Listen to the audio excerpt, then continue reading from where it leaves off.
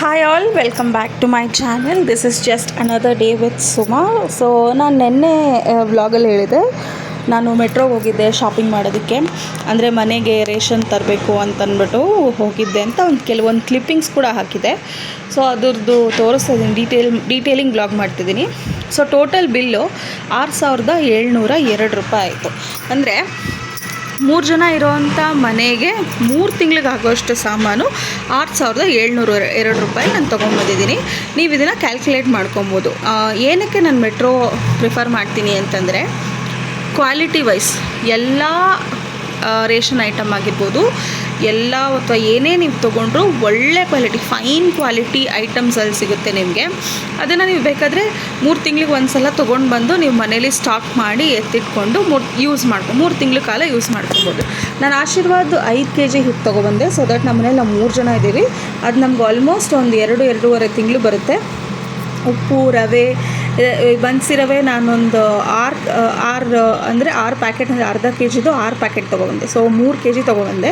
So ಇದು almost ನನಗೆ 3 ತಿಂಗಳವರೆಗೂ ಬರುತ್ತೆ. ಕಲ್ಲುಪ್ಪು 1 kgದು 2 ಪ್ಯಾಕ್ ತೊಗೊಬಂದೆ.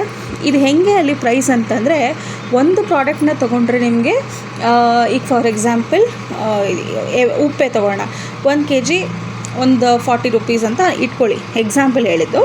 ನಾನು ಬಿಲ್ ಎಕ್ಸಾಕ್ಟಾಗಿ ಮರ್ತೋಗ್ಬಿಟ್ಟಿದ್ದೀನಿ. ಸೊ 1 kg 40 ರೂಪೀಸ್ ಅಂತ ಇದ್ದರೆ, ಒಂದು ತೊಗೊಂಡ್ರೆ ನಮಗೆ 35 ರೂಪೀಸಲ್ಲಿ ಬೀಳುತ್ತೆ. ಸೊ 2 ಅಥವಾ 2ಕ್ಕಿಂತ ಜಾಸ್ತಿ ತೊಗೊಂಡ್ರೆ 30 ರೂಪೀಸ್, 20, 29, 28 ಆ ಥರ ರೇಟಲ್ಲಿ ಬೀಳುತ್ತೆ ನಮಗೆ. ಹೋಲ್ಸೇಲ್ ಶಾಪ್ ಆಗಿರೋದ್ರಿಂದ ಇದೊಂದು ಬೆನಿಫಿಟ್ ಆಗ್ಬೋದು ನಮಗೆ. ಅದಾದಮೇಲೆ ಕ್ವಾಲಿಟಿ ವೈಸ್ ಅಂತ ಬಂದರೆ ಎಷ್ಟು ಚೆನ್ನಾಗಿರುತ್ತೆ ಅಂತಂದರೆ, ಒಂದು ಹುಳ ಇರಲ್ಲ, ಒಂದು ಕಸ ಇರಲ್ಲ. ನೀವು ಬೇಳೆ ತೊಗೊಳ್ಳಿ, ಆಮೇಲೆ ಕಾಳು ಏನೇ ತೊಗೊಳ್ಳಿ, ಹುರುಳಿಕಾಳು ಎಸ್ಪೆಷಲಿ. ಬೇರೆ ಕಡೆ ಎಲ್ಲ ನಾವು ಹುರುಳಿಕಾಳು ತೊಗೊಂಡ್ರೆ ಕಲ್ಲು, ಸಿಕ್ಕಾಪಟ್ಟೆ ಕಲ್ಲಿರುತ್ತೆ. ಕಲ್ಲು ಯಾವುದು, ಕಾಳು ಯಾವುದು ಅಂತಲೇ ನಮಗೆ ಗೊತ್ತಾಗಲ್ಲ. ಬಟ್ ಮೆಟ್ರೋಲಿ ನಾನು ನೋಡ್ದಂಗೆ ಹುರುಳಿಕಾಳು ತುಂಬ ಚೆನ್ನಾಗಿರುತ್ತೆ. ಅಂದರೆ ನೀವು ಮನೆಗೆ ತೊಗೊಬಂದು ಡೈರೆಕ್ಟಾಗಿ ವಾಶ್ ಮಾಡಿ ಯೂಸ್ ಮಾಡ್ಬೋದು. ಅಷ್ಟು ಗ್ಯಾರಂಟಿ ನಾನು ಕೊಡ್ತೀನಿ. ಅಷ್ಟು ಚೆನ್ನಾಗಿರುತ್ತೆ. ಕಲ್ಲು ಒಂದು ಇರಲ್ಲ, ತುಂಬ ಏನಂತಾರೆ ಕ್ಲೀನಾಗಿರುತ್ತೆ. ಕಸ ಕಡ್ಡಿ ಏನೂ ಇಲ್ದಲೆ ಒಳ್ಳೆ ಕ್ವಾಲಿಟಿ ಆಗಿರುವಂಥ ರೇಷನ್ ಐಟಮ್ಸು ನಮಗೆ ಸಿಗುತ್ತೆ. ಸೊ ಅದೊಂದಕ್ಕೋಸ್ಕರ ನಾನು ಮೆಟ್ರೋನ ಪ್ರಿಫರ್ ಮಾಡ್ತೀನಿ. ಹೋಗಬೇಕು ಅಂತಂದರೆ ನಿಮ್ಮ ಹತ್ರ ಮೆಟ್ರೋದು ಕಾರ್ಡ್ ಇರಬೇಕು. ಈ ಮುಂಚೆ ಎಲ್ಲ ಕಾರ್ಡ್ ಕೇಳ್ತಿದ್ದು, ಈಗ ಕಾರ್ಡ್ದು ಡಿಜಿಟಲ್ ಫಾರ್ಮ್ಯಾಟು, ಅದು ಸ್ಕ್ಯಾನ್ ಮಾಡಿ ಬಿಲ್ ಮಾಡ್ತಾರೆ. ಸೊ ಕಾರ್ಡ್ ಇರಲೇಬೇಕು ನಿಮಗೆ ಮೆಟ್ರೋಗೆ ಹೋಗಬೇಕು ಅಂತಂದರೆ. ನಾನಂತೂ ಮನೆಗೆ ಬೇಕಾಗಿರೋ ಎಲ್ಲ ಐಟಮ್ಸು, ಕಾಳು, ಆಮೇಲೆ ಸೋಪು, ಎಣ್ಣೆ, ಹಿಟ್ಟು, ಏನೇನು ಬೇಕೋ ಎಲ್ಲನೂ ನಾನು ಮೆಟ್ರೋಯಿಂದನೇ ತೊಗೊಬಂದಿದ್ದು. ಸೊ ಎಲ್ಲ ನಾನೊಂದು 3 ಮಂತ್ಸ್ ಯೂಸ್ ಮಾಡ್ಕೊಬೋದು. 3 ಮಂತ್ಸಿಗೆ ನನಗೆ ಒಂದು 6,700 ರೂಪಾಯಿ ಬಿಲ್ ಬಂದಿದೆ. ಸೊ ಇದು ನಂಗೆ ವರ್ತ್ ಅಂತ ಅನಿಸುತ್ತೆ. ಅದಕ್ಕೋಸ್ಕರ ನಾನು ಮೆಟ್ರೋನ ಪ್ರಿಫರ್ ಮಾಡ್ತೀನಿ. ಸೊ ಅದನ್ನು ಅಲ್ಲೇ ತೊಗೊತೀನಿ. ತೊಗೊಂಡು ಬಂದು ಇದನ್ನೆಲ್ಲ ಡಬ್ಬಕ್ಕೆ ಹಾಕ್ಕೊಂಡು ಸ್ಟೋರ್ ಮಾಡಿಕೊಂಡು ಹಾಗಿಂದ ಹಾಗೆ ಯೂಸ್ ಮಾಡಿಕೊಂಡು ಹೋಗ್ಬೋದು. ಸೊ ಇದ್ರ ಜೊತೆ ನಾನು ಇನ್ನೂ ಇದನ್ನು ನಾನು ಒಂದೊಂದೇ ಐಟಮ್ ತೆಗೆದು ಆಚೆ ಇಡ್ತಾಯಿದ್ರೆ ನನ್ನ ಮಗಳದು ಬಿಲ್ಲಲ್ಲಿ ಅದೆಲ್ಲ ಇದೆಯಾ ಅಂತ ಚೆಕ್ ಮಾಡಿ ಹೇಳ್ತಾಯಿದ್ಲು. ಅದು ಒಂಥರ ಚೆನ್ನಾಗಿತ್ತು.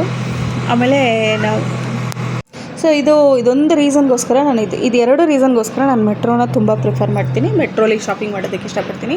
ಆ್ಯಂಡ್ ಚೀಲ ಎಲ್ಲನೂ ಅಷ್ಟೇ, ಅಲ್ಲಿ ಐಟಮ್ಸ್ ಎಲ್ಲ ಡಬ್ಬಕ್ಕೆ ಹಾಕಿದ್ಮೇಲೆ ಚೀಲ ಕೆಳಗೆ ಹಾಕಿರ್ತಾರೆ. ನೀವು ಬೇಕಾದರೆ ನಮ್ಗೆ ಚೀಲ ಬೇಕು ಅಂತ ಕೇಳಿದ್ರೆ ಅವ್ರು ಚೀಲ ಫ್ರೀಯಾಗೇ ಕೊಡ್ತಾರೆ ನಿಮಗೆ. ತುಂಬ ಡಿಸ್ಕೌಂಟ್ಸ್ ಇದೆ. ನಾನು ಹೋದಾಗ 2,000 ರೂಪೀಸ್ ಮೇಲೆ ಶಾಪ್ ಮಾಡಿದ್ರೆ ಎಷ್ಟೊಂದು ಐಟಮ್ಸು ಕಮ್ಮಿ ಇರುವಂಥ ರೇಟ್ಗೆ ಕೊಡ್ತಾಯಿದ್ರು. ಅದು ನಾನೇನು ಅಷ್ಟು ಇಷ್ಟಪಡಲಿಲ್ಲ. ಸೊ ಇಲ್ಲಿ ನೋಡಿ, ಸೀಬಾಮೆಡ್ಡು, ಹಿಮಾಲಯ ಶ್ಯಾಂಪೂ, ಜೀರಿಗೆ, ಪ್ರತಿಯೊಂದು ಐಟಮು ನಾನು ತೊಗೊಂಡು ಬರ್ತೀನಿ ಅಲ್ಲಿಂದ. ಸೂಪರ್ ಸೇವರ್ ಪ್ಯಾಕ್ ಅಂತ ಇರುತ್ತೆ, ಆರಾಮ್ಸೆ ತೊಗೊಬರ್ತೀನಿ. ಇದೊಂದು ಹೊಸ ಪ್ರಾಡಕ್ಟ್ ತೊಗೊಬಂದೆ, ಕೊರಿಯನ್ ನೂಡಲ್ಸ್, ಕೊರಿಯನ್ ರಾಮೆನ್ ಅಂತ ನನ್ನ ಮಗಳು ಹೇಳಿದ್ಲು. ಸೊ ಇದನ್ನು ನನಗೆ ಮಾಡಿಕೊಡು ಅಂತ ಕೇಳ್ತಾಯಿದ್ಲು. ಸೊ ಇದೊಂದು ಟ್ರೈ ಮಾಡೋಣ ಹೆಂಗಿರುತ್ತೆ ಅಂತಂದ್ಬಿಟ್ಟು ಒಂದೇ ಒಂದು ಪ್ಯಾಕೆಟ್ ತೊಗೊಂಬಂದೆ.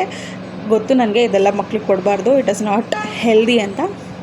ಅದಕ್ಕೋಸ್ಕರ ಸೀಬಾಮೆಡ್ ಸೋಪ್ ಕೂಡ ಅಲ್ಲಿ ನಿಮಗೆ ಕಮ್ಮಿಯಾಗೇ ಸಿಗುತ್ತೆ. ಅದಾದಮೇಲೆ ಹಿಮಾಲಯ ಸೋಪ್ ತೊಗೊಂಡು ಬಂದೆ.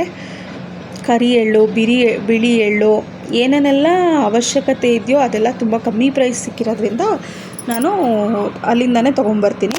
ಆ್ಯಂಡ್ ಇನ್ನೊಂದು ಪ್ರಾಡಕ್ಟ್ ನೋಡಿದೆ ನಾನು, ಮ್ಯಾಗಿದು. ಇದು ಡಿಫ್ರೆಂಟಾಗಿತ್ತು ನನಗೆ, ಸ್ಪೆಷಲ್ ಮಸಾಲ ಅಂತಂದ್ಬಿಟ್ಟು. ಇದು ನಾನು ಯಾವತ್ತೂ ಟೇಸ್ಟ್ ಮಾಡಿಲ್ಲ ಮ್ಯಾಗಿಲಿ. ಸೊ ಇದನ್ನು ಕೂಡ ಒಂದೇ ಒಂದು ಪ್ಯಾಕೆಟ್ ತೊಗೊಂಬಂದಿದ್ದೀನಿ. ಒಂದೇ ಒಂದು ಸಲ ಟೇಸ್ಟ್ ಮಾಡಿಬಿಟ್ಟು ನೋಡೋಣ ಹೆಂಗಿರುತ್ತೆ ಟೇಸ್ಟು ಅಂತಂದ್ಬಿಟ್ಟು ತೊಗೊಬಂದಿದ್ದೀನಿ. ಯೂಶ್ವಲಿ ನಾನು ಮ್ಯಾಗಿ, ಆಮೇಲೆ ಇನ್ಸ್ಟೆಂಟ್ ನೂಡಲ್ಸು, ಆಮೇಲೆ ಬಿಸ್ಕೆಟ್ಸು, ಆಮೇಲೆ ಫ್ಲೇಕ್ಸು, ಕಾರ್ನ್ ಫ್ಲೇಕ್ಸ್ ಆಗಿರ್ಬೋದು, ಅದು ಏನೂ ನಾನು ತೊಗೊಂಡು ಬರೋದಿಲ್ಲ. ಬಿಕಾಸ್ ನಾನು ಅದನ್ನು ಪ್ರಿಫರ್ ಮಾಡೋದಿಲ್ಲ. ಅದನ್ನೆಲ್ಲ ನಾವು ಅದರಲ್ಲಿ ಏನೂ ಇರೋದಿಲ್ಲ ಅಂತ ನನಗೆ ಗೊತ್ತು. ಏನೇ ಪೋಷಕಾಂಶ ಅಥವಾ ಏನೇ ನ್ಯೂಟ್ರಿಯೆಂಟ್ಸ್ ಇದ್ರೂ ನಮಗೆ ಕಾಳುಗಳಲ್ಲಿ, ತರಕಾರಿಗಳಲ್ಲಿ, ಸೊಪ್ಪಲ್ಲಿ ಹೇರಳವಾಗಿ ಸಿಗೋದ್ರಿಂದ ನಾನು ಅದನ್ನು ಯಾವುದೂ ಪ್ರಿಫರ್ ಮಾಡೋದಿಲ್ಲ. ಫಾರ್ ಎಕ್ಸಾಂಪಲ್ ಮೆಂತ್ಯ ಕಾಳು ಅಷ್ಟೇ. ಮೆಂತ್ಯ ಕಾಳು ನೆನೆಸಿ ಅದನ್ನು ತಿನ್ನೋದ್ರಿಂದ ಅದರಲ್ಲಿ ಎಷ್ಟು ಬೆನಿಫಿಟ್ಸ್ ಇದೆ ಅಂತ ನಿಮಗೆಲ್ಲ ಗೊತ್ತು.